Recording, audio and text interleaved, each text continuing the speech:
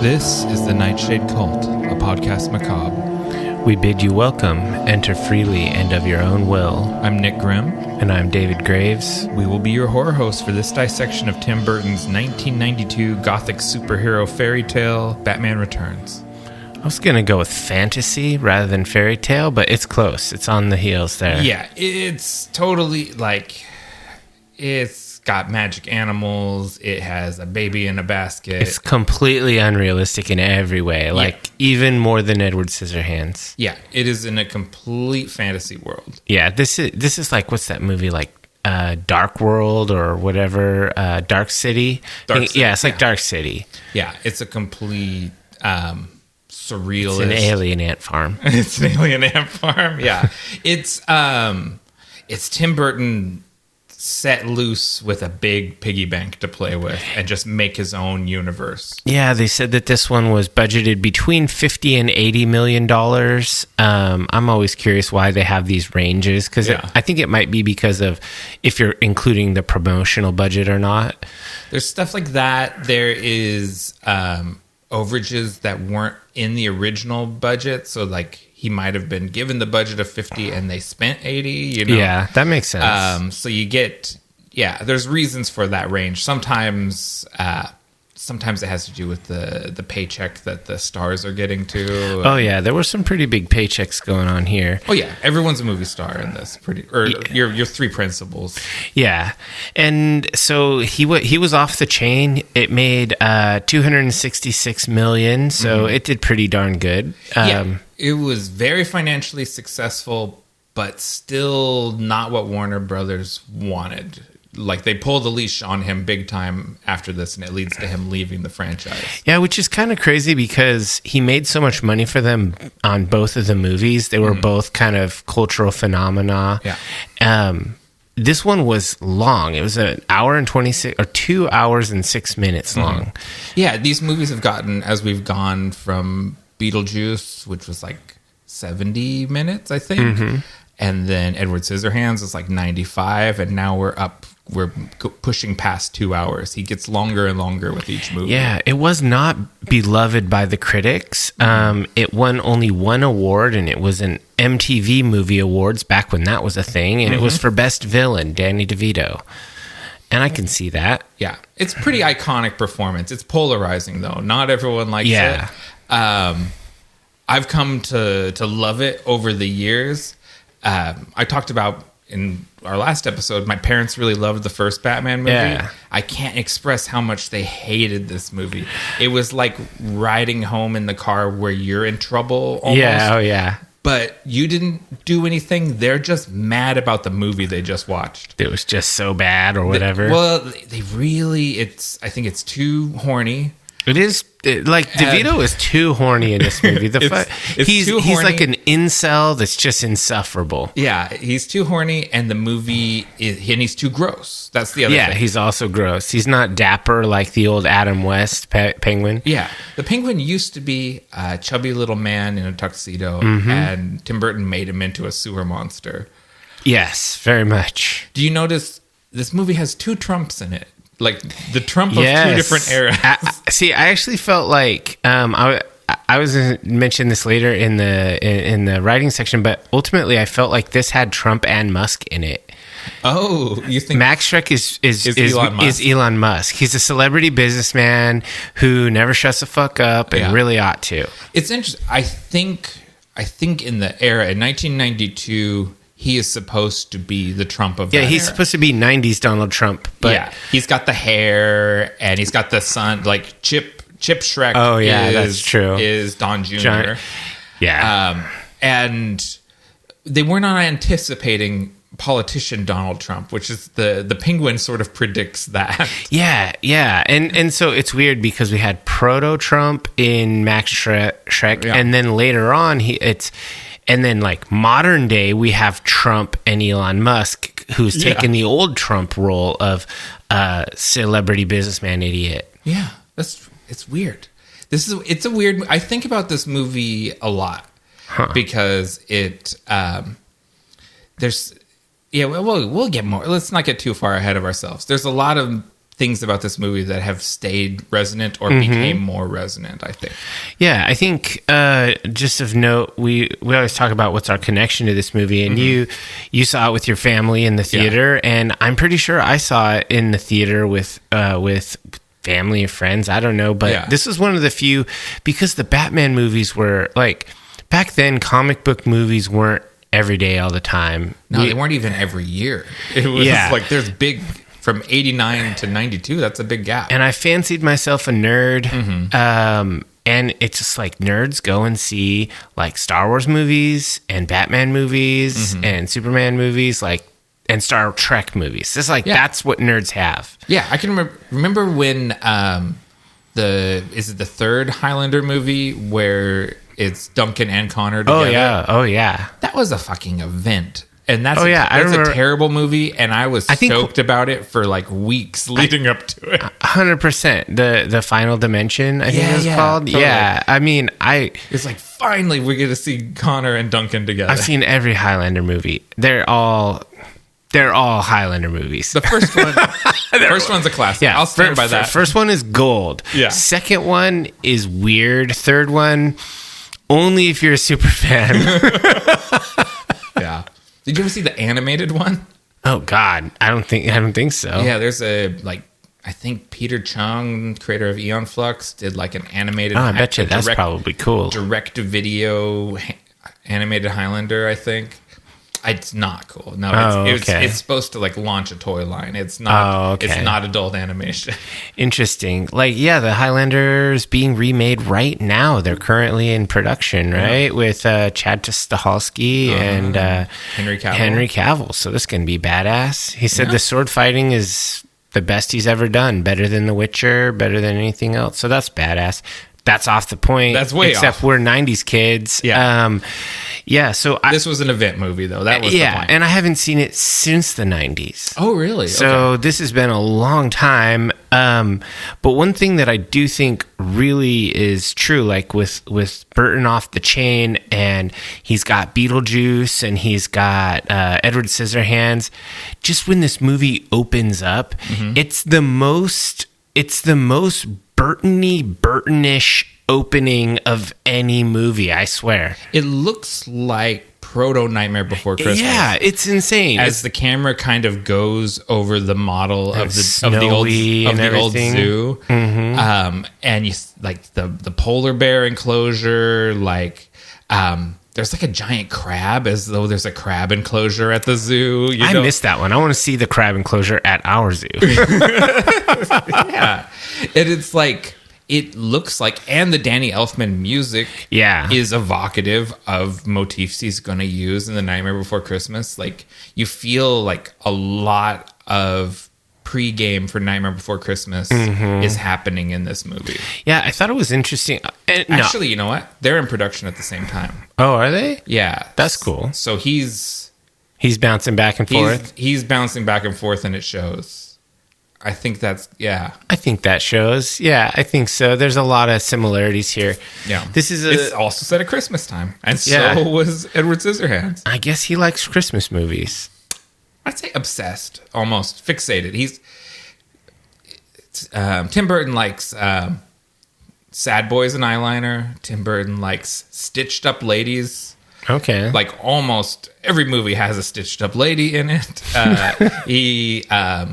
He likes Christmas, snow, I mean, I like most of that stuff too. Yeah, black leather is big. Maybe I like it because I've seen all these movies when I was young. Yeah, I mean, they were formative. Like, it was Tim Burton. Like, I remember Tim Burton movies, you were into it or you weren't.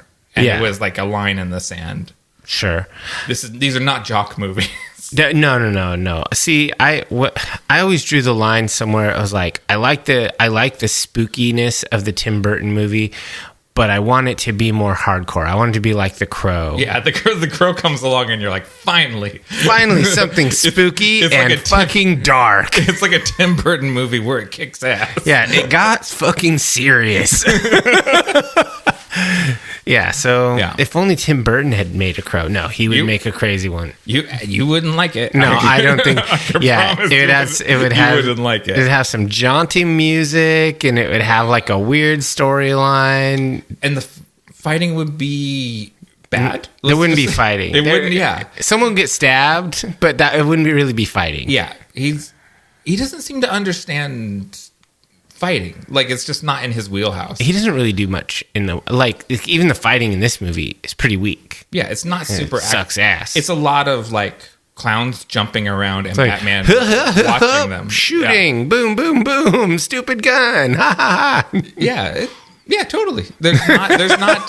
Catwoman has some fight. Catwoman and Batman have at least one, maybe two really good fights, but in general, it's not an action-heavy movie. Catwoman's fighting is mostly like a dance choreography, and Batman's fighting is like, okay, stand there, now really abrupt punch. Okay. Yeah. Well, that's like the whole thing. That's because he can't move in that costume. So his fighting style is designed around what can Michael Keaton do in like a 70-pound rubber outfit. It's kind of crazy because having worn plate armor before and I wear armor pretty regularly, you can move pretty damn well in like historical armor. Yeah. They should have taken some cues. Yeah. Because like armor technology is pretty good. Yeah. Has been for centuries. Yeah. These suits are, this one is kind of the first Batman suit that kind of makes a pretense at it being modular armor. Like it has sort of like the stomach armor stuff instead of like the muscles. Yeah, instead of just like a molded rubber musculata. Yeah. But it is still basically a rubber onesie and not very forgiving for movement wise. The later Batman armors are way cooler. Yeah. They just get better and better. Yeah, but they just get more functional. They owe homage to this though. So we're already kind of getting into it. Should we roll the music and start the dissection? Sounds great.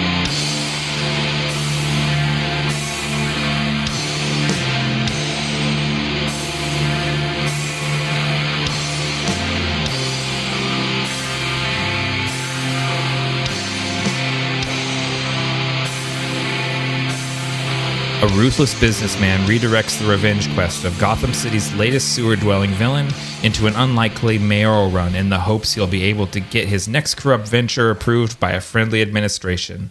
Unfortunately for him, the secretary he pushed out a window has 9 lives and has caught the attention of the Caped Crusader.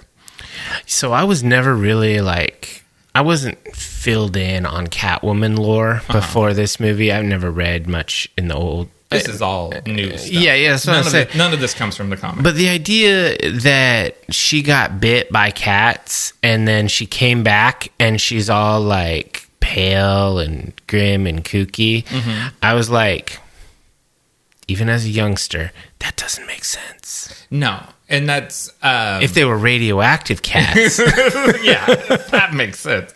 No, it's the whole supernatural element to Catwoman. That's an invention of the movie. And it's just an excuse to make, Michelle Pfeiffer into hot goth Michelle Pfeiffer instead of mousy secretary Michelle Pfeiffer. So both of which are... attractive ladies. I like both of those looks. I know, it's actually true. This is such an old trope that persisted well into the 2000s.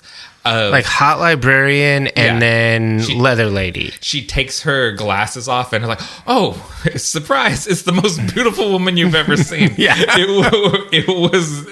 She was completely obfuscated because her hair was in a messy bun and she had glasses on. Yeah, no. And you couldn't tell it was Michelle Pfeiffer until she took the glasses off. Well, she did have like the big frumpy sweater on a lot, so maybe I don't know. Yeah. But this was written by Daniel Waters and Sam Hamm.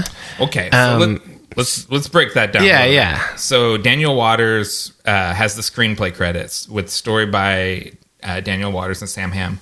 Sam Hamm's original screenplay that Burton basically threw in the trash can has some elements of this movie, enough that they couldn't remove his name, but the two stories are unrecognizable, and except they have the same characters in them, and it's at Christmas time.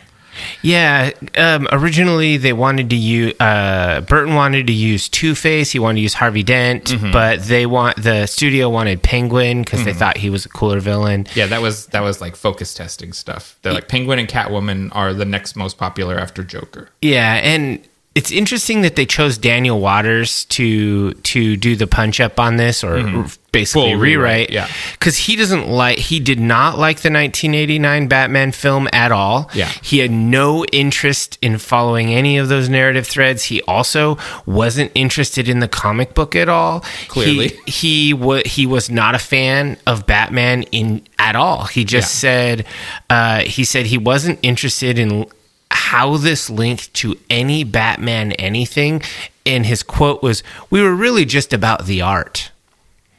That's clear. I mean, we get it. You don't give a fuck about Batman or the fans or the previous material or literally decades upon decades of established precedent. Weirdly, I respect that, though. Like, I sort of respect it in a punk rock, I don't give a fuck method. Exactly. But if you sign on, okay, so let's say you join a Misfits cover band. Yeah. You love that's wrong because you love the Misfits. Yeah. Say you join you like Led Zeppelin too. You have to pick a random band. You pick a Journey cover band. Yeah.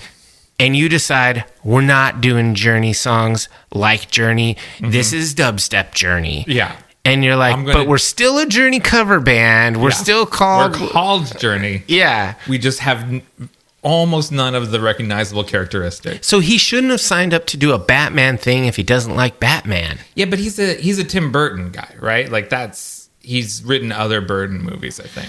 And you know what it was? He wrote Heathers. That was and that was, I think, why Burton wanted him. Because he liked Heathers, and he's like, yeah, we'll get this guy. He has my sensibility. Yeah, I didn't like Daniel Waters' treatment here. The script is incoherent. It is so convoluted. The plot line is ridiculous. The dialogue is highly mediocre. Yeah. Like the conversations don't fucking make sense. He didn't even utilize these actors. He had some star performers. Yeah. And they're delivering just shit lines. Yeah. Like Michael Keaton can do anything. And he did nothing in this movie. He's like a fourth part. It's really like, I think he has his first line 45 minutes into the movie. It's insane. In a movie called Batman. Yeah, it's wild. I mean, the only actor that I think really got fully utilized here was maybe Christopher Walken. Really? Danny DeVito is just given the... Yeah, he flexes quite a bit. Yeah. And you know, it's funny because later in his Always Sunny in Philadelphia performances, you can see a lot of Penguin in that. Yeah. How he's just like this gross, weird, horny old guy. Like, yeah, I could see that. Danny DeVito is just... You could tell it's just sort of Tim Burton, like, yeah, be grosser. Do grosser stuff. Drool more goo out. You know, like he's in love with that. And then you have the kind of the real life chemistry from Michelle Pfeiffer and Michael Keaton doing a lot of heavy lifting. I mean, here and there, they don't share the screen that often. I mean, I don't know. Maybe they just make it. I think they make it count when they're there together. I didn't feel like that romance really had much weight to it. Ooh, okay. I felt like it was weak. So, yeah. Interesting. Okay.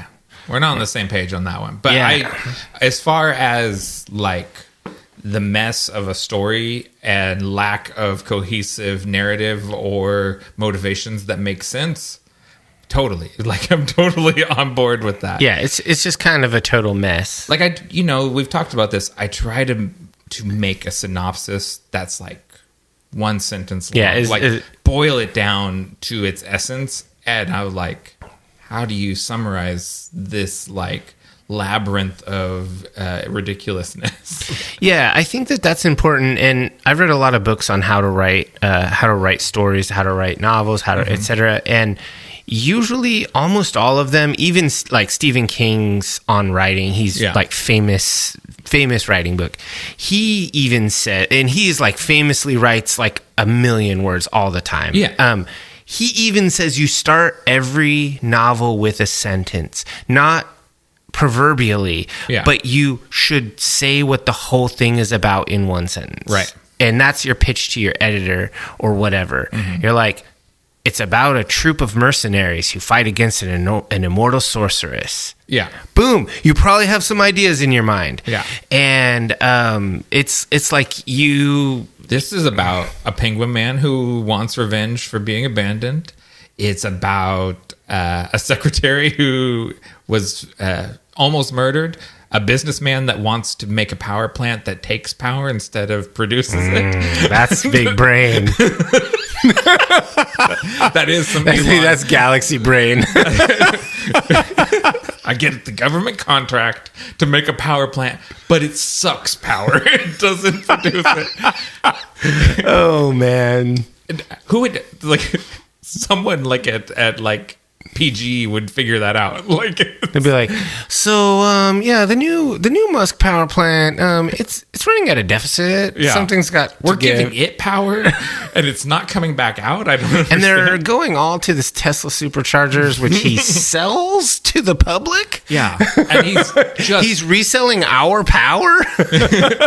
He's pumping out goo and we don't understand why, but it's just he's polluting everything with goop. We're powering a goop factory. We're powering a goop factory. Yeah. That sounds about right, actually. That is his plan. Yeah. And he's constantly trying to sell it to reasonable people. So I did at first when the character was introduced, because I wouldn't say that I'm a blank slate on this movie because I did see it 30 years ago. Yeah. But I was a fairly blank slate. I was a very faded slate. And right when that character's introduced and his name is Max Schreck, I'm like, why do I know that name? Nosferatu? Yeah. I knew immediately. Yeah. I'm just like, okay, so he better be fucking cool. If you're going to name your character after an iconic actor like that and do an homage to a vampire thing, I want some vampire shit. Like... That's why he sucks power from the grid. Oh, power vampire. Okay. Got it. I don't think they thought about that. I just think... they're like, nobody will know this name. It's so obscure. Yeah. Except all the cinephiles ever. Yeah. No, Tim Burton, no, this is for my goths, is what he says. Okay. And originally that was supposed to be Harvey Dent. It was supposed to be Billy D. Williams coming back from the last movie. And, for whatever reason, they, institutional racism or whatever, they went a different way. Yeah, I would have rather have Harvey Dent in there. I mean, I love Christopher Walken. He's amazing. But this new character made up out of whole cloth. Yeah. Just a no-go. It's a no-go. Well, it seems like, are we moving on to a different category, or are we still in story? I mean, I guess if we're going to really talk about the themes and stuff, this movie is theme-heavy. Yeah. This is a noir movie. He really just takes everything that you can suck out of that genre and just puts it in here. He's like, I want it to be gritty. I want it to be extremely dark. I want really straightforward dialogue. I want there to be a muted color palette everywhere. I guess that's in the visual section. But it's extremely tropey in that way. Yeah. So let's talk. Another theme that you always have when you're talking about Batman is the villains are supposed to reflect Batman in some way. Okay.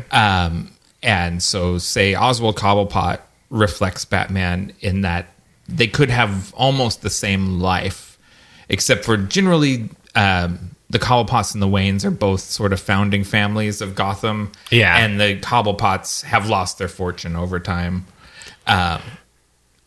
They don't go into that at all. Like, they just sort of, we have a grave for them and we don't know what happened to the Cobblepots, why they disappeared. None of that. They're not interested in telling that The story. Great Depression. They lost it all. Yeah. Whatever. Well, it was only 30 years. It was 30 years before this movie, so that would have been in the 60s, right? I don't know if this movie is meant to be set in 1992 because it doesn't feel like there's 90s level of tech in this movie. There's a cell phone, I think. I think Max Schreck has a cell phone. Okay, maybe. Like one of the big bricks or something. There's not... You're right. And there's computers. All right. So it's modern. She hacks his computer with his password. That's high tech. Yeah. They do a little bit better job on doing that with Catwoman, like exploring how they are reflections of each other. Mm-hmm. There's the whole duality thing, the mask and the person. Yeah, and they go a little into that theme there. You could also do that with him and Max Schreck as the two businessmen, but they don't. Yeah. They're not overly interested in figuring out what Wayne Enterprises or Schreck Industries or whatever they're called is doing. Yeah. Yeah, so I don't know. It's like there's half-baked themes if you scratch for them. I think that they try to inject a lot of emotion in this, and we do get a fair bit out of the Penguin and Catwoman with loneliness and darkness and alienation themes. We get some of that. Everyone in the movie's lonely. Yeah, I mean, but we don't really get much of that from Max Schreck or really Batman, because Batman doesn't get shit for screen time. Mm-hmm. Max Schreck is not lonely. He has his son Chip. That's true. That he loves. He actually is selfless when it comes to Chip and would give his own life to protect his. But we know that's son. Pure fiction, because Trump would not give his life for anyone. Anyone. Like, he says, please spare Don Jr., take Eric. Yeah, because he's not named Don. That matters to me. Spare my name. Yeah. He's like, Don Jr. is my legacy. Eric's a gimme. You can have him. Or Baron, if you will, because who cares about Baron? you could take Eric and Baron and any of the girls. Just leave Don Jr. Yeah, we're off track again. But it happens. So Max Schreck has one redeeming quality about him. Yeah, he's all right. I mean, I liked that Catwoman liked her cats. Yeah. I like cats too. Yeah. I like Miss Kitty out from her sexual escapade, and then all the random street cats. You know, it's good to have the cats on your side. It's not good to give your cats cream. You know, I think maybe a little bit as a treat, but that's a recipe for diarrhea. Don't give your cats milk. That's not going to smell good. Yeah.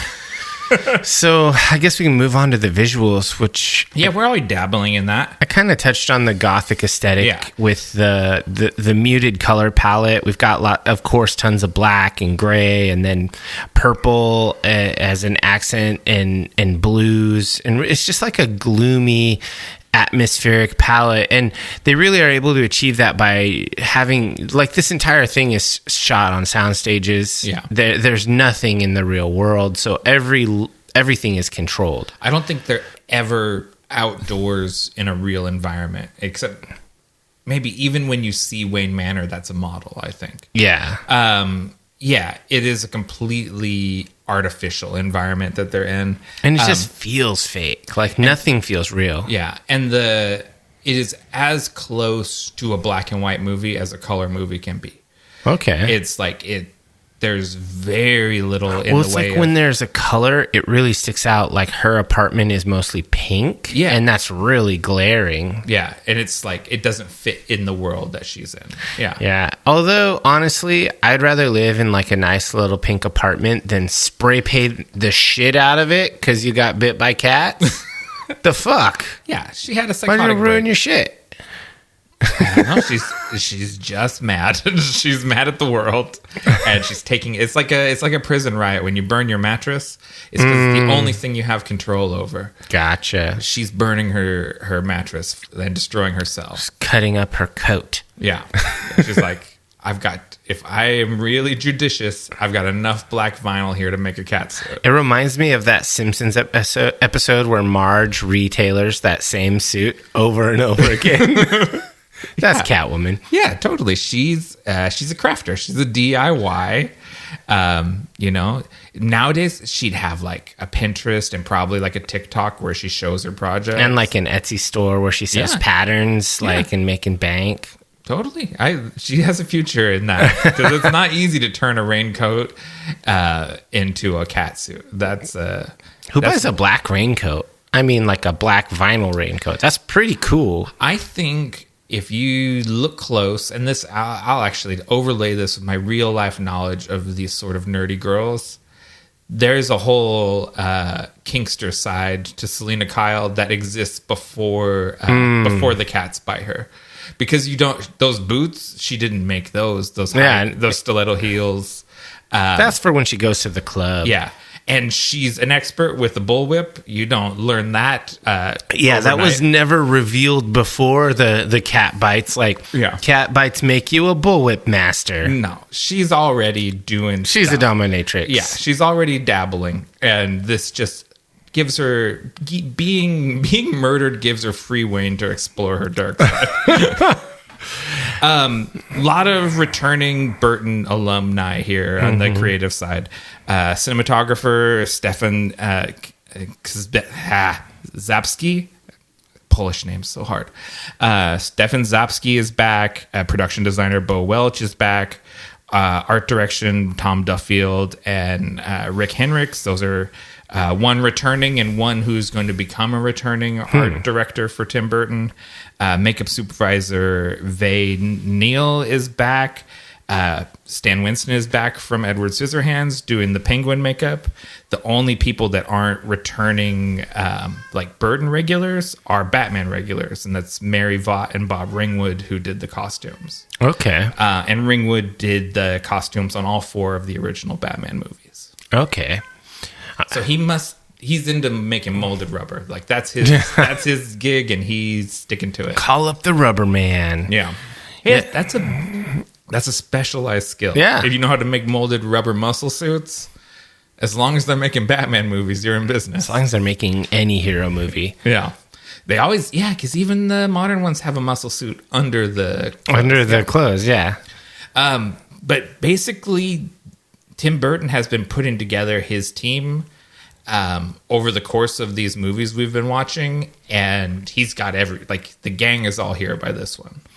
Yeah, and they really, I would say, if we have our categories that we go through, I would really say that visuals is the strongest part of this movie. It looks so Burton-y. It's more Burton than Beetlejuice or Edward Scissorhands. It's like the most like kind of gothic fantasy land that you can get without going to animation. I think, and I don't think this is going too far on a limb, I think Tim Burton is like 99% interested in vibes. Yeah. And 1% in story. The story is just a vehicle to express his vibes to you. I mean, having this being the third in this series, and we'd done previous Burton movies before, he doesn't do plots. The story the story becomes more and more incoherent as we get deeper into it. Yeah. Like, Beetlejuice is succinct, tidy, elegant. It has such, like, a beautiful little simple story. This is a mess. Like, this is like spaghetti. I'm not going to say that being a vibes and style focused director is totally bad, because Tarantino falls into that category as well. He's big into story, though. I mean, but his movies are more vibes than story by far. But I just think that Tarantino does a lot more with a lot more in the story and character department. Yeah, none of these characters really develop at all. Yeah, they're just absolutely flat. We're backtracking a little bit to the writing, but if you told me that Tim Burton had never had a conversation with a woman in real life, I'd be like, I don't know how he managed it, but the evidence points toward this being true. Yeah. It's like, but I just don't think, and he told us he's a scissor monster. He's not a real boy, and he doesn't know people. Like, he doesn't understand. He would like to people, but he doesn't know how to do it. And this is just another example of that. Like, he doesn't understand human beings at all. It doesn't seem like. This movie isn't really about human beings. This is about tropes. Yeah. Costumes. Yeah. Looks. And vibes. Yeah. It's famously, I really like stories. So David's I'm into vibes. So, like, You give me good vibes and I'll forgive a lot. David is very plot focused. I like stories and I love dialogue. Yeah. I mean, that's why I'll forgive a lot of Kevin Smith's like kludginess in some of his dialogue? movies. Well, the dialogue is fun. Yeah. Like, it's like, whoa, that was great. And then, of course, like in subsequent watching, you're like, wow, that's so contrived. No human can talk like that. Yeah. But upon first watch, it's fun as hell. Yeah. And it's got a fun pitter patter to it that's distinctly his. And it's like every character speaks in his voice, but I listen to his long-winded podcasts. Like, I'm into listening to his voice. Yeah, he's really interesting. And so Tim Burton just doesn't have a voice. He has a look. He's like Edward Scissorhand, who just barely ever talks. Yeah. And he cuts trees into topiaries and does hair. And cuts himself. And sometimes. It's because it's hard when you have scissor hands. Another part of Vibe is the audio. And once again, we've got music by Danny Elfman. I think it's like this weird transition between his Batman score and the Nightmare Before Christmas score. It's sort of like got one foot in both in Halloween Town and the other foot in Gotham City.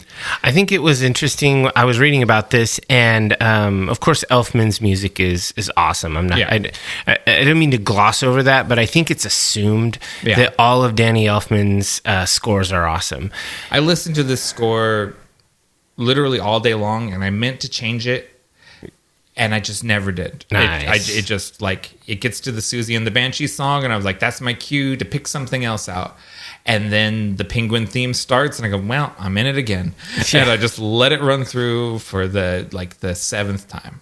I think it was interesting because he was not happy that they included pop music in the first one with the Prince song and whatnot. Because they didn't tell him about that beforehand. They don't have to. Yeah. And he was not happy about that. Yet he comes back and they do it again, but this time with Susie. And of course, since he's a goth, he's okay with that. Yeah. I think Susie and the Banshees fits much more into the Burton aesthetic than Prince does. And that's nothing against Prince. He was a legend, but Susie fits.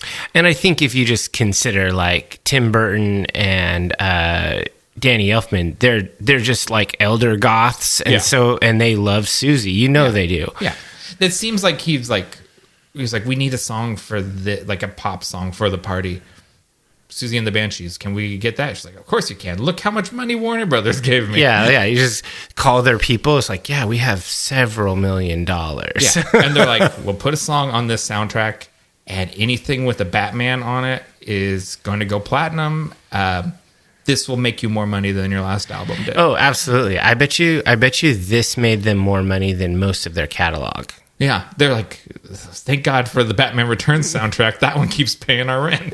Yeah. Yeah, so we got that, and then we had... I will say, though, Batman Forever soundtrack, pretty much amazing. Kiss from a Rose? Yeah. Yeah, that's so good. That's such a good... Yeah. That's a Seal is awesome. I had that on cassette. I had that soundtrack on cassette. It was a good one. Yeah. I like all of these Batman movies. Batman Forever, I think, gets a tough rap. It certainly gets a tough rap. The movie wasn't that good. No. Soundtrack was great. Soundtrack is good. Yeah.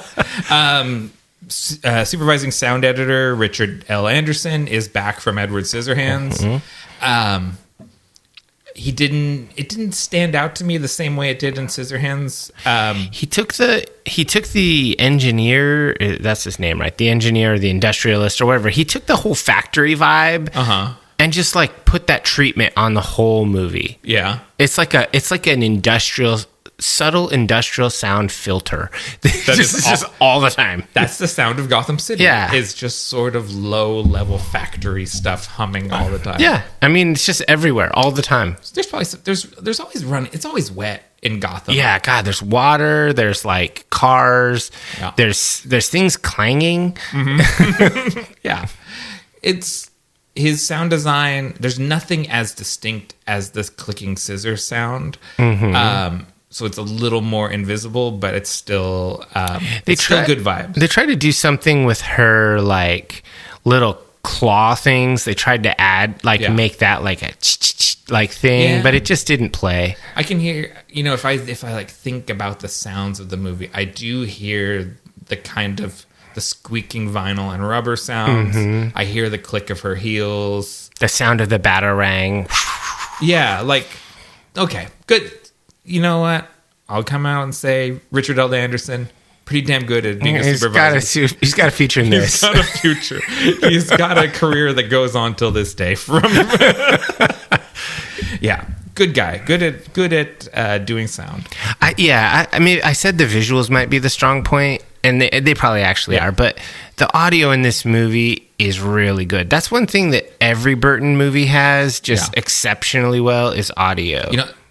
The kind of little squonking sounds that penguins make. That kind of, if I'm like picturing the sounds of the movie in my head, that's sort of. And when they're like marching with the rockets on them, there's like kind of like a subtle like rattle clap trap sound of their gear, like it's just really good. Good sound design, good vibes. The vibes in this movie. I will say, like, when I first saw the penguins with the rockets on them, I was like, oh God. And then when they were underwater and they were like torpedoing shit, I was like, okay, I'm in. Penguins are great in the water. They're awkward on land, but they're good in the water. I was like, that makes sense. Yeah, they're just evolutionarily suited for it. Are we getting into the cast? Sure, yeah. All right. First, I got Michael Keaton, Batman Bruce Wayne. He is the Batman. He is. I fucking love him. I know it's because I imprinted on these movies when I was a kid. Mm-hmm. But it's like I see him, and it's the same thing when you see him as Beetlejuice. When you see him as Batman, it sparks joy in like a 9-year-old sort of way. Like, absolutely. That's my Batman. Like, I'll never feel that way about Christian Bale. Like, as great as he was in those movies, he does not give me a little kid feeling in my heart when I see it. Yeah, I think I like the Dark Knight trilogy better. Just if I was to watch them, I like those movies better. But I would still say, if you were to ask me who's your Batman, it's Michael Keaton for sure. But my Joker is Heath Ledger. Yeah. So funny how that works, but I think that's true.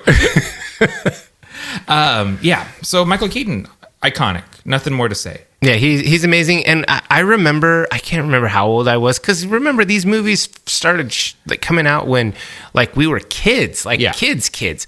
I remember when I first learned that the same guy played Batman and Beetlejuice. It was after Batman, and I was just like, the fuck you say? Can't be. Beetlejuice has mold around and he's gross and he's really funny. He's not reserved. He doesn't wear an ascot. He's like hilarious. Comedians don't do action movies. And I was like, and then I figured out, Michael Keaton's not a comedian. He's just a great actor. Yeah. Well, he was a comedian. He started as a stand-up. Oh, okay. Well, I guess he is a comedian then. Yeah. But he's just so versatile. He can just play anything. So he's the Batman. He's my favorite one. There's a quote in that action hero book I read last year where Stallone talked about when the first Batman movie came out. He said, he's like, my career's over because if they can just put a normal guy in a muscle suit, they don't need me for anything. And it was like, it really, Batman caused Stallone to have like an existential crisis. Like he's like, I can't act like these guys can act. He can't. No, he can't. He's a good writer. He should do more of that and less camera work. Who do you got next? Danny DeVito. Yes, me too. And as Oswald Cobblepot and the Penguin, the malformed crime boss. That's what Wikipedia says. That's what's in my notes too. And it's just good. Like, I love when he's off the chain. I would say, if you're a longtime listener of this podcast, you know probably I don't like lots of vulgar stuff that's like really like, I don't like horny sexual creeps who are borderline sexually assaulting people and definitely sexually harassing people. I don't like any of that, right? Even if it's for effect, because I think you can tell a better story than that. That's like the shock jock of storytelling. Okay. I think you can do better with more clever mechanisms. Fair. So I would just delete that shit. Yeah. And let Danny DeVito just be weird and gross and let him act. He doesn't need to say like vulgar shit. He can leer and use body language, and you can insinuate way more than he can ever say, and that's just better storytelling, better use of your actor. I think that's probably pretty fair, yeah. Because he's so good. If you just say, okay, you're going to say nothing, but you're going to be fucking gross, and you're going to let everyone know exactly what you want to do to that lady, but you're going to say nothing. Just with your eyes. With your eyes and maybe some subtle body language. Yeah. And DeVito would be challenged, and it would be awesome. Yeah. I just think that would be a better way to direct. Interesting. I was wondering what you would think about that stuff. It's cheap. Yeah. I don't like cheap laughs. I don't like cheap shock. Okay. How do you feel about when he bites the guy's nose off? I feel like that's just a comic effect. That's a gag. Okay. But you're not anti, right? That's it's violence is violence, whatever. Okay. I love the nose bite. That's one of my favorite. I mean, like when he killed his own gang guy in the sewer and he rolls him into the water. That was another gag, you know? Like when he says, because the guy, he protests against killing children. Yeah. And he's like, well, boss, don't you? And he shoots him with the umbrella. Yeah. No, I like the Penguin's cartoon violence. And it's hard to forget. I often forget, it's hard to remember that this is a cartoon. Yeah. I like that. It's a big turnoff for people. You could audibly hear my dad have a bad reaction when he bit that guy's nose in the movie theater. He's like, ugh. That's not how men fight. Yeah. But what about sewer monsters?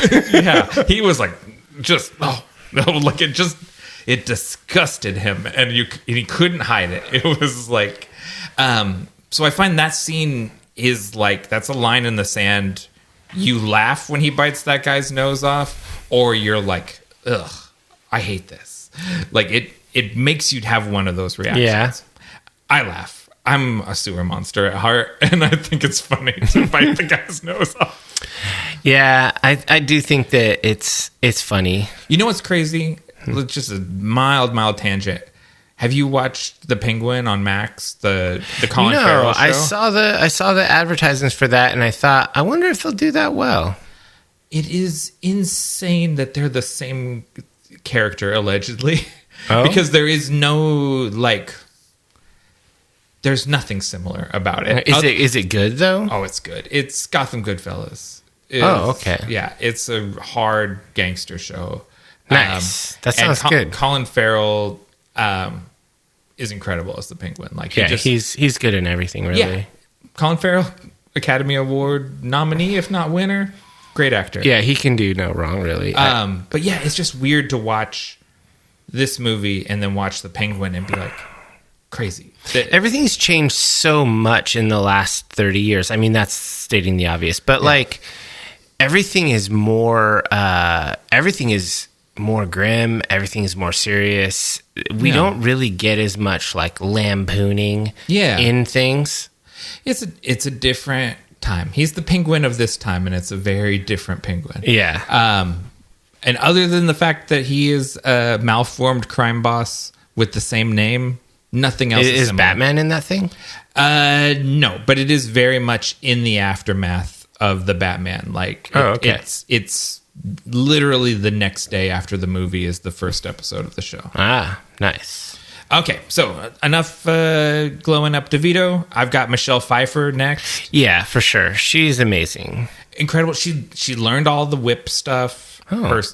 So that's all done. Most of the stunts are her. Not all. There is a Catwoman stunt double. Mm-hmm. That suit is crazy. They had to sew her in and out of it every day. Like it's once it's on, it's on. It's that sort of thing. So that's crazy. But God bless him for doing it, because then we got all the other movies like Underworld and all these other catsuit movies from our youths and teenage years that we could enjoy. Yeah, they've copied it again and again. Yeah, it's a good look. The Catwoman vibe. Oh yeah, I was 13 or 14 when I saw this movie. Very formative. Like Catwoman is. They're like, I think I like that. This is very, very much like in my DNA. Like it's like, okay, yeah, I like all this. I don't know what's going on here, but I'm into it. It's a little weird. My parents are very uncomfortable right now, but I'm into this. Yeah, and you became like a cat guy. I do. Cats. I was like, cats are pretty cool. That's how you lure a Catwoman to you, is having cats around the house. That's absolutely true. Yeah. So Michelle Pfeiffer just kills this. So on this performance, I don't want to be critical of the way she performed it, because I think especially the action scenes, and I also really love the Selena Kyle scenes a lot. Yeah. But I feel like the direction and the writing when she was Catwoman, especially for the lines, the dialogue that she delivers, it's so bad. It's, you know what? It's so weird is I always imagined as a kid, because this felt so different from the Batman 66 TV show, right? That Tim Burton hated Batman 66 is kind of what I told. That's the story in my head.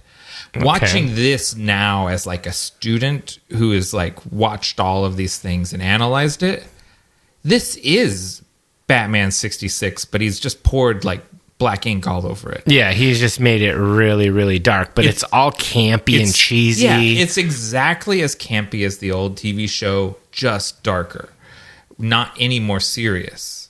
You know, like darkness and seriousness are not the same thing. Absolutely. Yeah.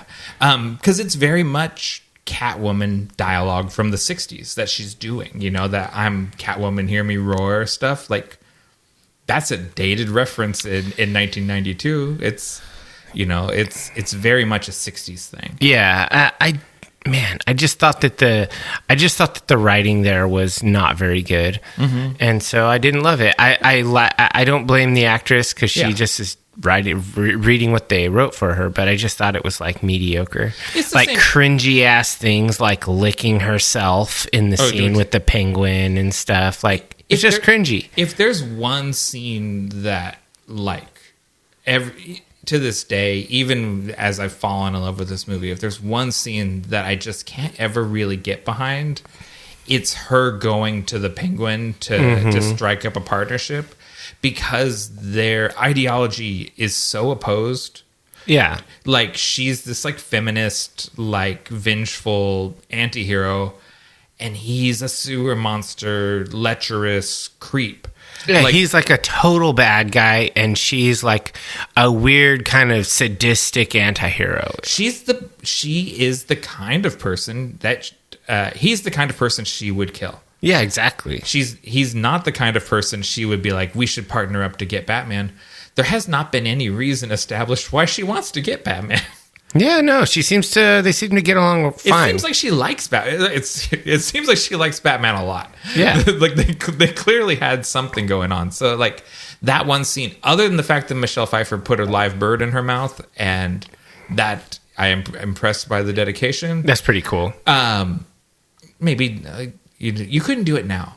PETA would not allow these. PETA was already mad about all the penguins. Those were real. Some of them are real. Yeah, some of them are real. And they had real armor. Robots. Yeah, and they had real armor and stuff on. And like the studio defended it. It's very light plastic. They weren't hurt. It's actually, and if we're going to talk about treatment of penguins in this movie, some penguins are from Argentina and Australia. Oh, yeah. And then we have emperor penguins. Yeah. Like, some penguins don't like the cold, and some penguins do. And you put all those penguins together in the cold room. Those Australian penguins hate it. Like, yeah, that's bad absolutely. For them. Like, I'm dying here. Yeah, they're just miserable. like tropical water birds. Yeah. So yeah, be better to penguins. But still, and sewer monsters. Well, depends on the sewer monster. Ninja Turtles, Master Splinter, those kind of sewer monsters, they mean well. Penguins, flush them back down. Next up, I got Christopher Walken. Yeah, as Max Schreck. it's an obvious. I had forgotten he was in this movie, to be honest, because when you were, you're telling me what we're gonna do for this trilogy or whatever, and you're like Batman Returns. I was like, oh yeah, it's the Penguin Catwoman movie. Okay, cool.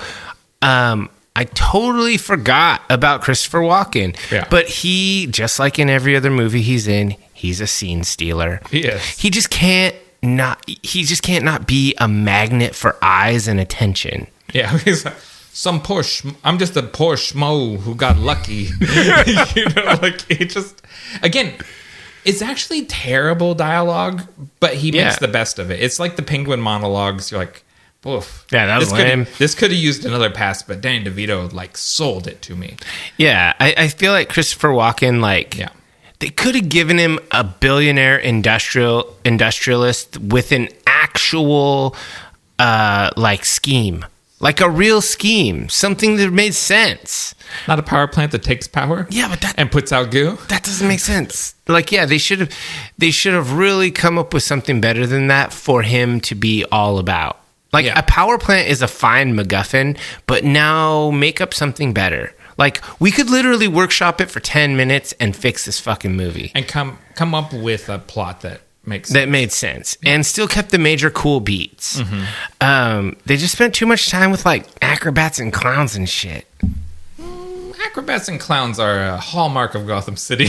Yeah, that's true. That's every third person is an acrobat or a clown. Yeah, when Cirque du Soleil is on their rest time, they live in Gotham City. They live in Gotham City and do crime to pay the bills. Exactly. Yeah. Michael Gough is Alfred Pennyworth. Alfred, yes, classic. I mean, he does a good job. The character's minor.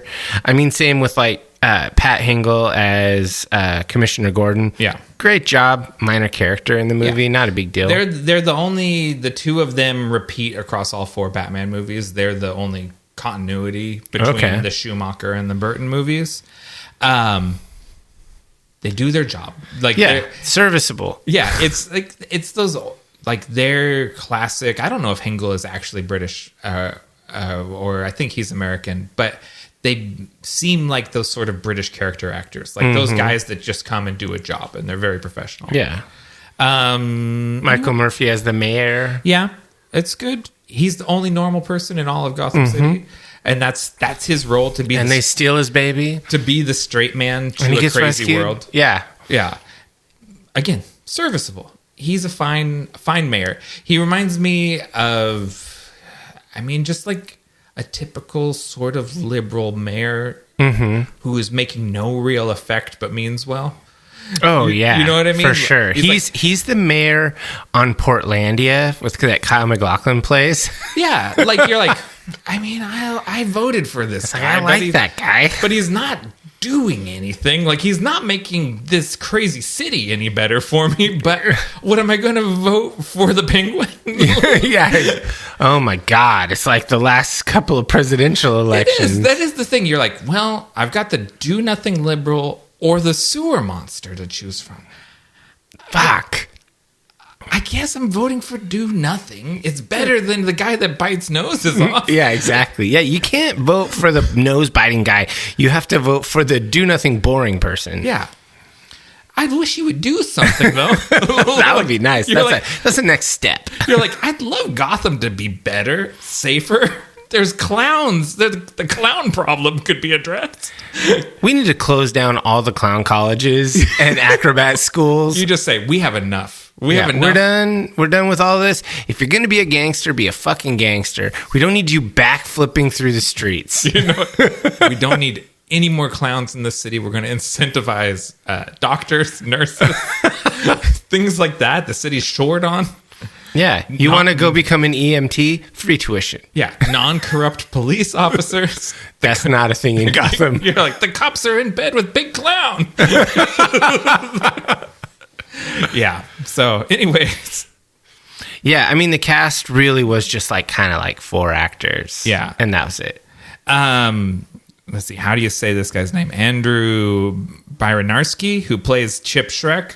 Oh. I do love super jacked Christopher Walken impression guy. Yeah. He's like, no, Dad, pick me. Like he does this sort of this meathead version of the Walken voice. That's pretty funny. And it's every time Chip says something, I laugh. It's always funny. I kind of wanted Chip to die. Yeah. Just because he's lame. He's just lame. Oh yeah, there's absolutely no way Chip is a good person. No, he's Don Jr. Like I just like, ugh. He's off. Chip is awful, but I love the way he plays him. Yeah. Oh, we do have to shout out Paul Rubens. Oh, is he in this? Oh, Paul Rubens is what's his name? Tucker Cobblepot. He's the Penguin's dad. Oh yeah, in the intro. Yeah, that's true. That was a really good performance. And then he reprised that role on the TV show Gotham. He came back to play the Penguin's dad in that show too. Because at some point, Gotham starts out as a police procedural show and morphs into a love letter to Tim Burton Batman. Oh. Over the course of 4 seasons. And like those last 2 seasons are just like, remember the Tim Burton Batman movies? This is them when they were kids. Yeah. You know, like I never watched that show. It gets pretty fun. Fun. Okay. Yeah. I've got all the members of the Red Triangle Gang. Doug Jones is one of the clowns. He's the skinny clown. But we can move on to the wrap up, I think. Yeah, I mean, it's just whatever. So what's your personal highlight? My personal highlight is always, if we throw out the nose bite, which is, it's up there, the Masquerade Ball, where Bruce and Selena come to this party. They're the only people there not wearing costumes. Yeah. Which is good storytelling, and it's good show, not tell, right? Like, Bruce and Selena are the costumes. Mm-hmm. So when they show up to the Masquerade Ball as their costume, because Batman and Catwoman are who they are on the inside. It's good storytelling. They have really good chemistry with each other, and they slowly, while they're dancing, unravel the fact that they've been having this ongoing battle in their alter egos up until this point. Yeah. And it's just one of the best executed sequences in the movie. I think it's better written than the whole rest of the movie. It's like one of these things where like there's a better story here if we boil this thing down and refine it some more. Yeah, it would have been a better movie if it was just about Batman and Catwoman. Yeah. And she's doing her burglar stuff and he's trying to solve it while they're falling in love on both sides. Yeah. That's an elegant story. It's a more elegant story than the one we got. Yeah. But for this little moment in the movie, that elegance shows through, and that's my personal highlight. What about you? I really searched hard to try to find a personal highlight here. Okay. So ultimately, the scene I liked the most was when Christopher Walken is doing his "I'm a super bad guy" villain explaining to his secretary before he murders her. Yeah. It's a good one too. I just love that scene because even though I know he kills her, I'd forgotten when and how. Yeah. And it happens very early. Yeah. And so he's like, blah, blah, blah, blah, blah, blah, blah, blah, blah, doing the walking thing. And it's really good. And it's just like, I'm just entertained and I'm watching him do this thing. And then boom, out the window. I'm like, oh shit. Yeah. I just thought it was a nice surprise. It was a good left turn. Christopher Walken is one of my probably one of the personal highlights of this movie in general, because it was just a pleasant surprise. That's another one. There is legit tension in that scene, right? Yeah. Because he gets real intimidating with her and gets in her bubble and everything. And then he backs off like he's joking. Yeah. And then shoves her out the window when she's laughing, and it fakes her out and it fakes you out as the audience member. Yeah, I really liked that. I thought that performance and that whole deal, that was just really good.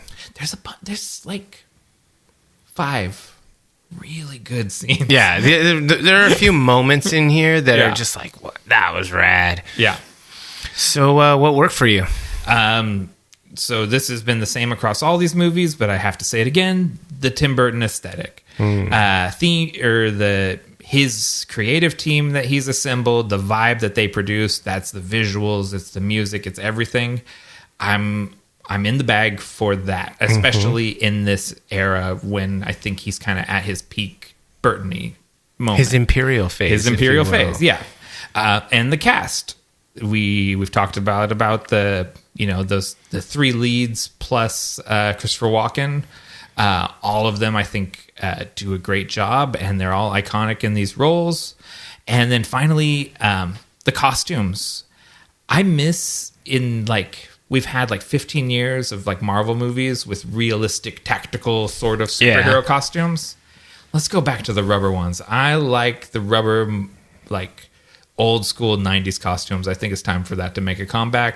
We get Bob Ringwood on the phone and we start putting people back in the rubber onesie. Because that's one of my favorite things about these movies is those costumes. Yeah, I remember how after this movie came out, they had dudes in rubber Batman suits showing up at malls and stuff. Yeah. It was rad. Yeah, there was one. I went to one of those at things. JCPenney's at Vancouver Mall. I definitely went to that. Yeah, that was a big Batmania was a real thing. Every movies. Kid was drawing the Batman symbol on every peachy. Yeah, it's true. It was everywhere. All right. So what didn't work for you? Oh, I didn't do my what worked for me. Shit. I did mine. Yeah, what it's okay, yours? But it's not a lot. It's similar. I love the cast. Particularly DeVito and Walken, especially when they share the stage. Yeah, they do have good scenes. When he lures them downstairs with the raw fish. Yeah, and he's just being gross. Yeah. I mean, I really enjoyed those two as political partners. Yeah, that cast is and Michelle Pfeiffer. So I can't remember who they originally had on board to do Catwoman. Annette Bening, and she got pregnant. Oh, pregnant! And so she opted out because she didn't want to do that. And then they had a slew of actresses on board that wanted it. And Michelle Pfeiffer won, and she rightfully so. Yeah, she did an amazing job. I think that casting was spot on. And like I said before, I mean, Michael Keaton is the Batman. He's the Batman. Everyone else wants to be him. Yeah. And then of course I like spooky vibes. Whatever. Yeah. That's the Tim Burton movie. It gets to be like a broken record. Whatever. Say it over and over. But I love the satire, the political satire that's just making fun of the real life. But that was in the 90s. They were oh, this is so crazy, blah blah blah. But now we live now. And that shit's normal. It's I have this in my what didn't work for you, but since you brought it up, this is a better time to say it. What we know now is you couldn't play audio of the Penguin being awful and have him lose followers. Oh, absolutely not. Or the Access Hollywood would have sunk Trump. Yeah, the Penguin followers would have loved to hear him talk about it. They would start quoting it. They would draw little penguin hands on the back of their hands, or start wearing penguin gloves and start grabbing people and stuff. Yeah, it just wouldn't work. It's I just grab them with my flipper. When you're the Penguin, they let you do it. Exactly, it just wouldn't work. Yeah, and so I actually counted that what worked for me. Yeah, because it's kind of like this how The Simpsons predicts everything. Yeah, this predicted modern politics. I love it. I wish it didn't, but it did. Yeah. So what didn't work for you? The script. It's a fucking mess. There was a script? Yeah. Well, I thought this was an improv. There was a script that was rejected. I started some diligent nerd made an audio drama of it as a podcast. So I started listening to the original script of the rejected script, and I started listening to it, and it's got a plot. It's a like a crime movie. Oh, yeah. And I'm they just chucked this one out in favor of what? The power plant that sucks power? That kind of sounds fun, making an audio drama like that. Yeah, taking an unused script and recording or just writing one. Yeah. Oh, that's true, too. That would just be fun. That's a whole side podcast we could do. So, yeah, the script is a fucking mess. And it started this really annoying trend of when you sequelize the superhero movie, the next one has to have more bad guys in it. And you get the 10 pounds of shit in a 5-pound bag. Yeah. This movie has it bad. It's like there's so much shit in this Yeah, there's bag. 3 villains. The shit is running out of the bag, and there's not enough time for the stuff that works because you're having to do the nonsense to satisfy the shit factory. Yeah. So yeah. Anyways, there's that. That's it. That's the problem. The problem is the script is a fucking mess, and the movie doesn't make any sense. Well, I mean, I'm reading all of my what didn't work for you bullet points, and they literally all boil down to bad writing. Yeah. Every single one of these points, but I'm going to say them anyway. Okay, let's do it. Because fuck this. Catwoman's stupid, weird origin story is stupid and weird. It's not based on anything, and it's not even good. I do like how she does it, though. Like, I like how she plays The performance is fine, but they could have come up with a way cooler thing. Yeah. Also, what is with the one-dimensional, boring-ass characters with no depth, no interest? Yeah. Even when Penguin tries to be relatable because he's a sad, lonely monster boy, Yeah. he's actually just faking it for sympathy points, and it's all on camera. He's just a mustache twirling, giggly geek, stupid evil. I don't like that. And what's up with this movie being about all animal people?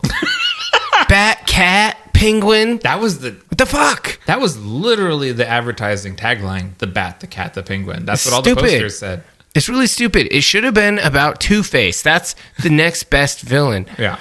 He makes sense. He could have been Max Schreck. He could have been the corrupt politician. They could have done all this stuff, have him taking bribes, have him doing all this stuff. Well, that makes sense because he's the district attorney. Yeah. So having him be a corrupt politician. He could have been the next. He could have been the Harris. He Yeah. could have been.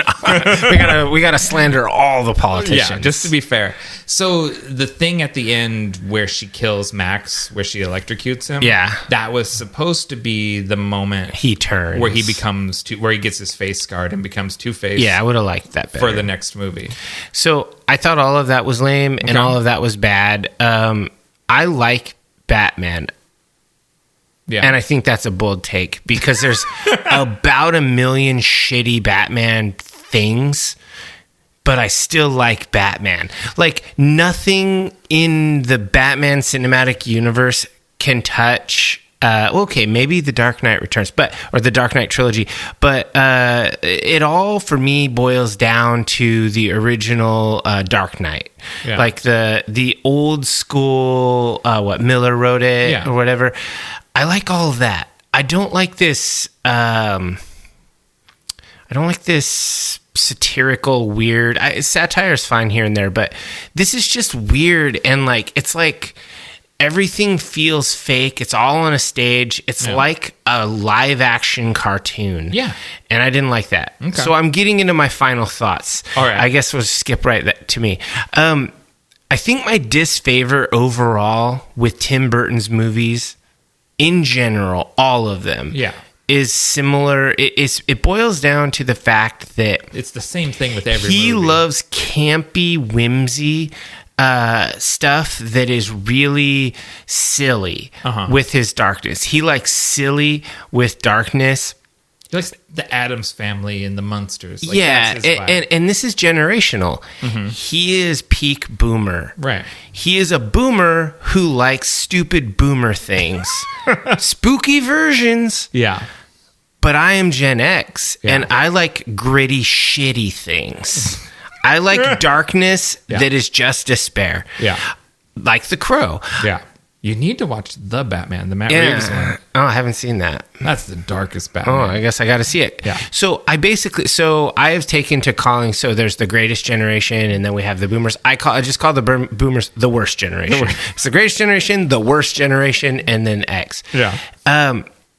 X is getting worse though. We're aging badly. Yeah. People are sliding into boomer ways as they can gatekeep on the millennials. Yeah. But I just think that it all comes down to generational differences. Mm-hmm. He really likes the Munsters and all that stuff, and I don't like any of that. Yeah. I don't like any of that campy, silly, whimsy, funny. The fact that someone the guy who made Beetlejuice, which Beetlejuice is weird and funny and weird, but that should be the end of it. The end of the weirdness that should be the edge. Peak. Yeah. You shouldn't make Frankenweenie. Technically Frankenweenie predates Beetlejuice. Okay. The original short. I just think that he goes beyond what I like. Okay. This movie is peak Burton in every way. All the things Burton, bad story, drenched in vibes, which I like. Yeah. Good casting. He always does good casting. Amazing sound, which I like. Yeah. But I would not unqualified recommend that anybody watch this movie. Because I think you're not going to like this movie unless you're a Burton file or you're a Batman person or you're one of those brain dead idiot zombies that watches anything comic book related. I can't stand those people. Those are normal people now. Right. I'm a bit of a nerd. I watch every Marvel movie. Yeah. I've got my "This is the way" sticker on the back of my minivan. Yeah, and I have a Deadpool shirt. Yeah, those people suck. If that's you, don't listen to us. Ouch. I'll take you, Deadpool listeners. No, not just the Deadpool. If you're all of that stuff, because those are the normal people now. You have that shit on your minivan. Like, I tried to be a little more positive about this stuff and open-minded than David is, but I do look down my nose at people with Grogu stickers on their minivan. Yeah, that's lame. It has overall harmed my enjoyment of The Mandalorian. It's embraced the way it is embraced by these people. Delete everything from the Disney Channel. Delete all of it. That's my opinion on Star Wars. Okay, so my final rating is three stars. Okay. I was gonna go 2. Yeah. But the performances and the Nightmare Before Christmas veneer on top of this movie made it somewhat enjoyable for me. But I wouldn't recommend this to just a regular ass person. I'd say it's 2 hours, you're going to be bored and there's no plot. It's for Burton heads and Batman heads only. Yeah. Yeah. I'd agree with that. You might have talked me down to a 3. It's like, how could you recommend this to a regular ass person? I don't know. You can't. It's not good. You know what's weird though? Like, I came into this fully prepared to give this a 4-star rating. That's what it says in my notes here. We have spent most of this, our 90-minute podcast, just really shitting on it, kicking the shit out of this movie, and we're basically totally unanimous about what we kicked the shit out of it over. I still probably watch this movie every other year at least. Oh wow! This is a comfort movie for me. I really enjoy it, but I think you talked me down to a 3 because it is a qualified recommendation. I think this is an important movie. I personally enjoy it. But it is not a for everyone movie. It's for all the vinyl suit enjoying youngsters out there. It is an important movie. Yeah, it is. Yeah. So yeah, I think you've talked me down to a 3. I was going to give it a 4, but it's sometimes over the course of these the podcast, I start at a 3, and we have so much fun talking about it. I creep up to a 4.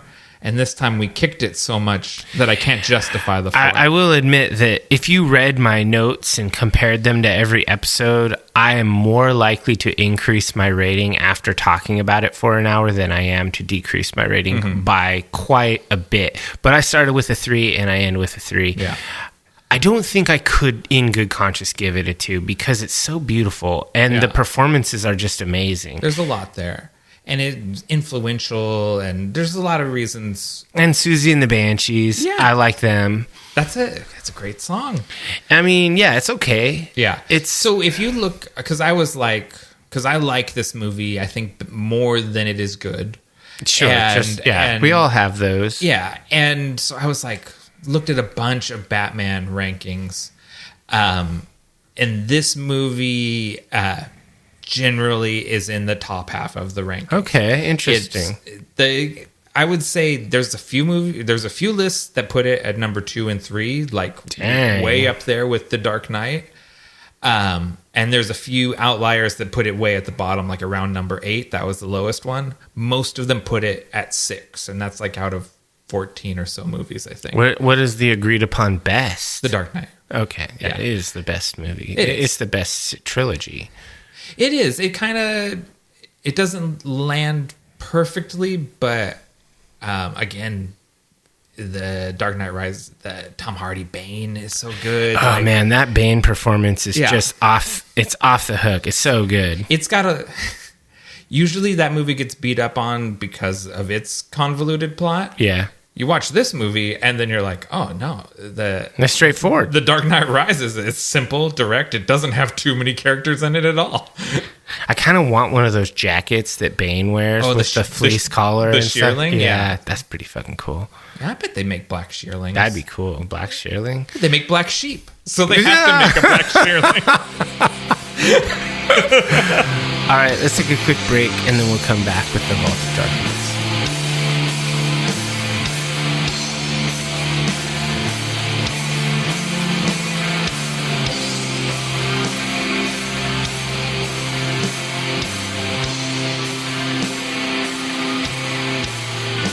Before we delve into the Vault of Darkness, we ask that all initiates of the cult follow us on your favorite social media platforms at Nightshade Cult. If you've enjoyed this content, help us grow the cult by sharing it with like-minded people and leave us a review wherever you listen, or a comment, or an upvote, or a subscription. Yeah. Because most of our people listen on YouTube. Yeah, all of those things. Yeah. We appreciate it. Be awesome. Do you have any dark tidings before we get Of course. Oh, you do? Of course. Okay, good. How could you not? Yeah. The Cure released a new song, bro. Oh yeah, did you get one of the postcards in the mail? I didn't. I did not. Neither did I. Dang. I'm not on the special so, Cure Club. When we're recording this is a few days before it drops. So the song dropped today. Oh. So if you're doing the math out there, we're recording like 4 or 5 days before we release.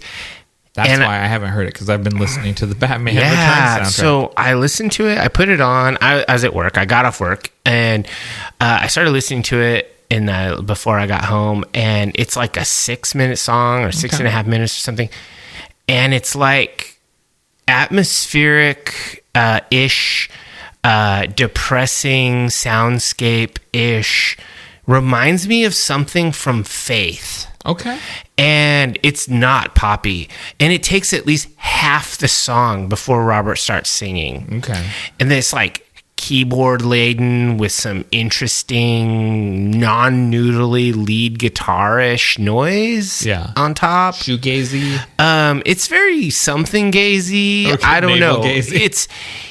It's The Cure. It sounds like The Cure. Okay. And before he starts singing, so I was like, did they just release an instrumental track? Because, I mean, they could do whatever they want. Yeah. They're like the kings.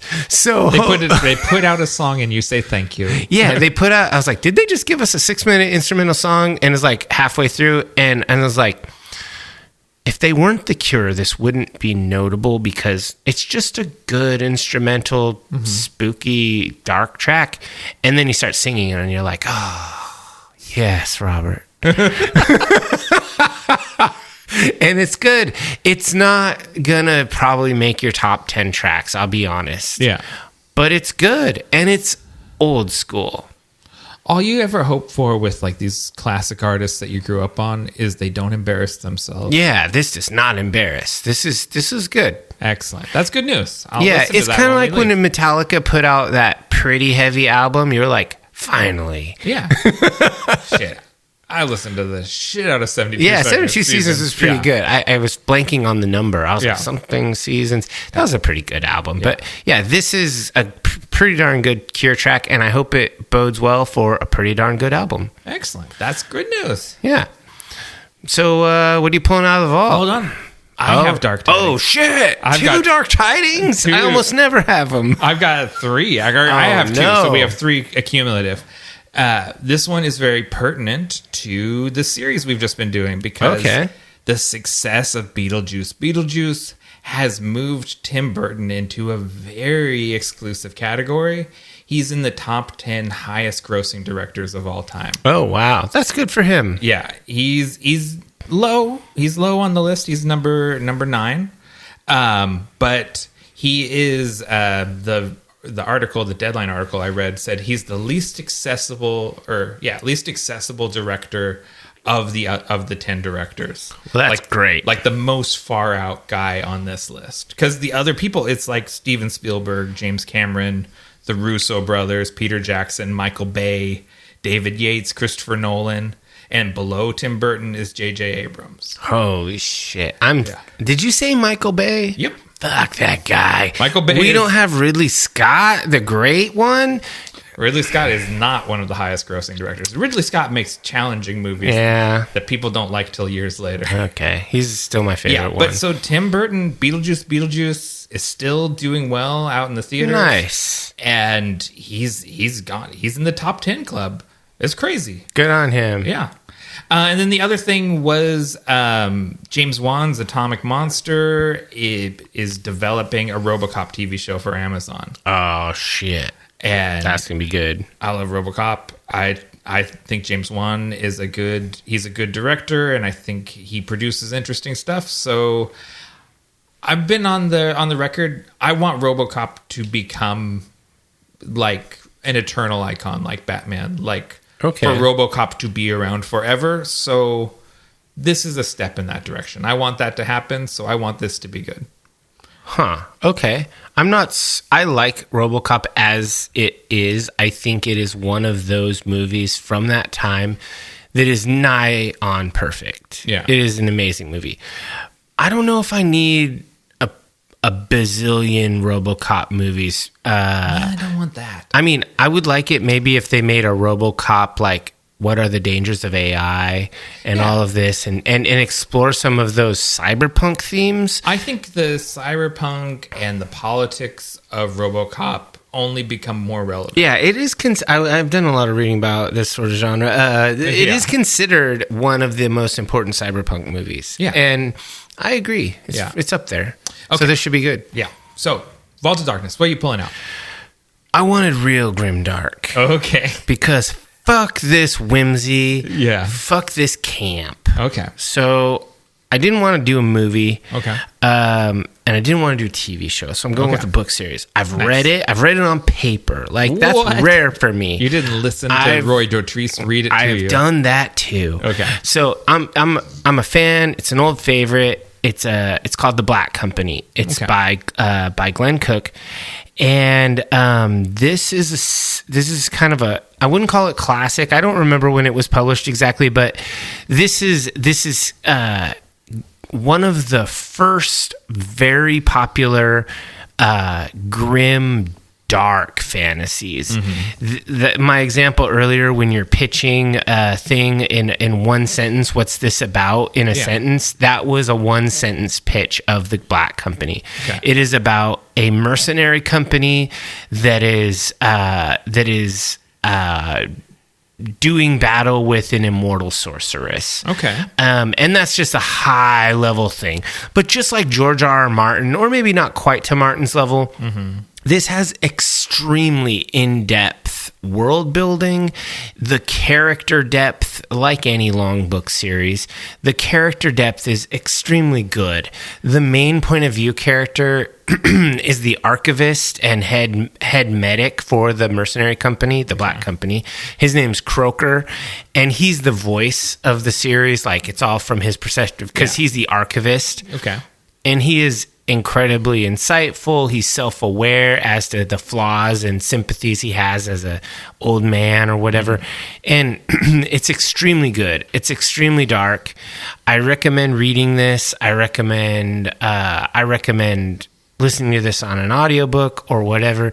If you want something something that's going to have a bit of adventure and like kind of, I don't know, like D&D-ish vibes here and there. Okay. A bit of army stuff, like almost Tolkien-ish or George R. R. Martin-ish. So is it medieval army type? Yeah. Okay. This is technically in under the epic fantasy umbrella.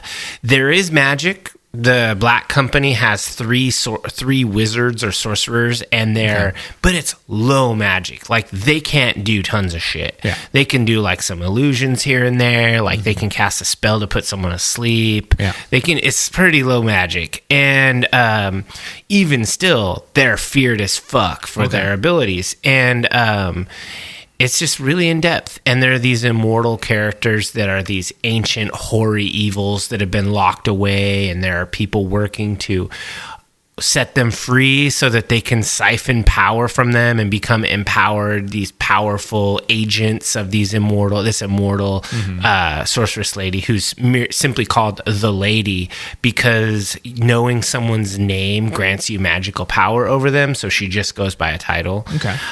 Yeah, super fucking good. Like, I've read it, I've listened to it, and I'm listening to it again right now. I'm on the fourth book. I've devoured them. I've just absolutely destroyed these books. And I love them so much. Did you say how many books are in the series? I don't even remember. Okay. It's like more than 10. More than 10. Okay. But so this is deep, and it's very established. So if you go on like Audible or whatever, you'll find that there's like, oh yeah, you click on it, oh, there's 17 books.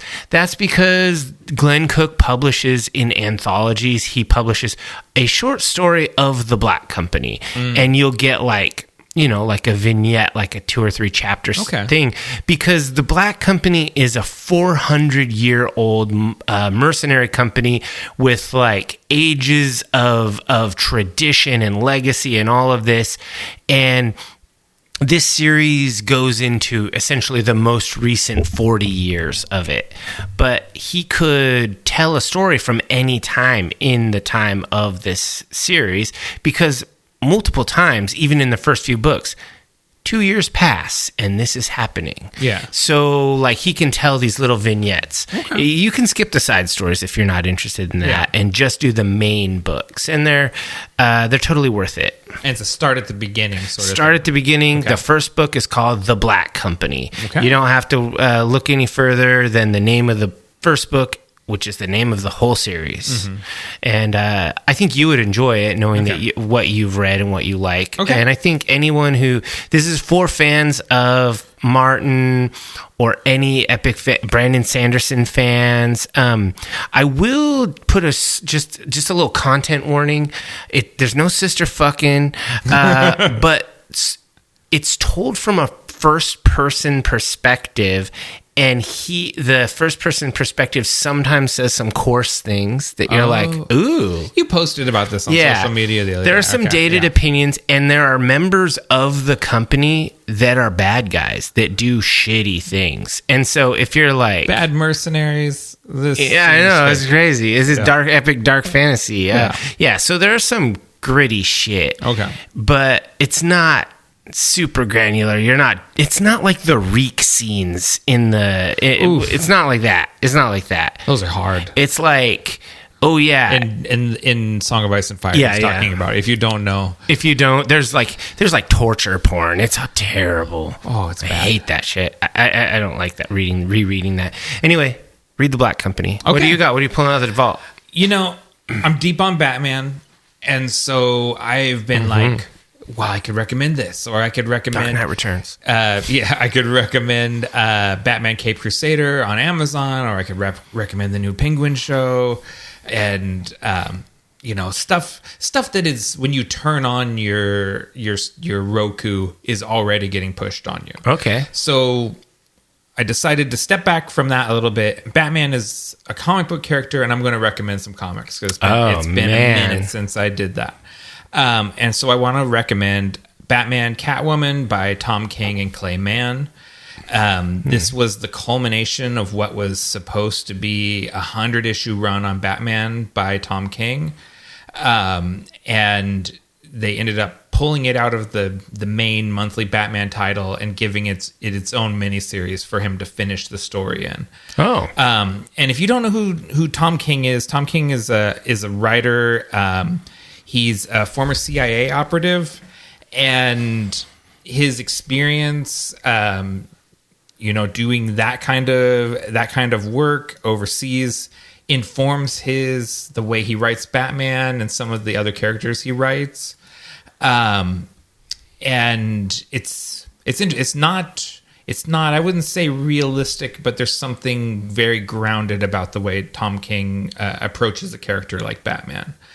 And so it's available as a collection. It collects the 12-issue Batman Catwoman miniseries plus the Batwoman Catwoman special, so 13 issues altogether, and it is a three timeline story, like Westworld style. Oh, nice. Where we are dealing with Batman and Catwoman early in their relationship, Batman and Catwoman kind of in the peak, like the prime of their relationship, as sort of established vigilante and cat burglar character, and then the future after Bruce and Selina have been married for years. They have an adult daughter who is a vigilante in her own right, and Bruce has passed away some years ago. Oh, wow. And Catwoman, without her conscience being alive, pursues some vendettas that she has had on hold for many years out of respect